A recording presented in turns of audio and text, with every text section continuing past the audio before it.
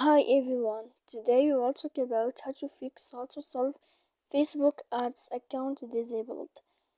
To know how to solve Facebook ads account disabled, you should just go to settings like this. You will click.